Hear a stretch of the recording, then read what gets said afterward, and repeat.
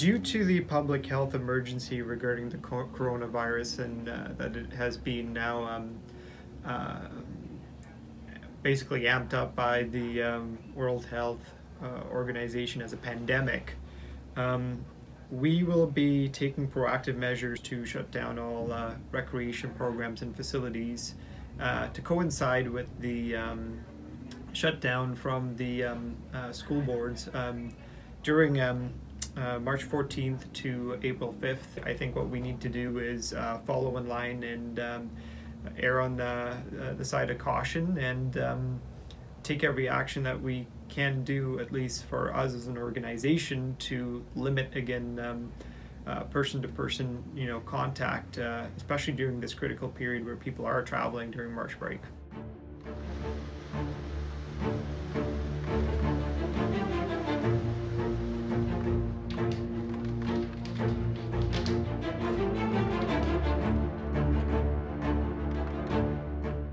So I'm Adam Brown. I'm the Chief Executive Officer of the North Superior Healthcare Group, and among other things, we own and run the Wilkes Terrace Long-Term Care Home and precaution Hospital in Terrace Bay, as well as facilities in Marathon, the hospital and the Senior Supportive Housing Facility in Marathon. Mm-hmm. So the question is around, do we have reason to be concerned in our small towns such as Schreiber?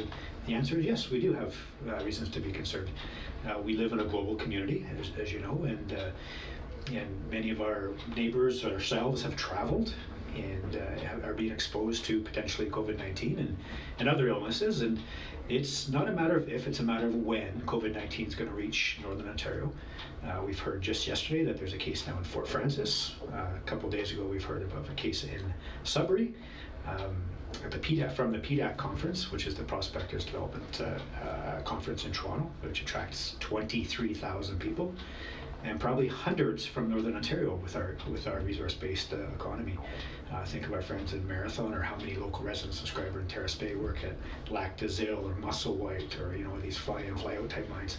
A lot of us are going to be exposed. So yes, we should be concerned, particularly our elderly population and anybody that has any kind of underlying health issues, whether it's diabetes or any number of health-related issues, but particularly the elderly population. And we've seen advice from our neighbors in Quebec already that anybody over 70 should not leave their house. That's the demographic that we're particularly worried about, and as you can imagine, in our healthcare facilities, that's the demographic we have in here for the most part. We've restricted visitation very severely in our hospitals and long-term care home, in our Peninsula Manor supportive housing facility in Marathon. So you've, as witnessed when you came to visit me here today, you're being screened at the front desk.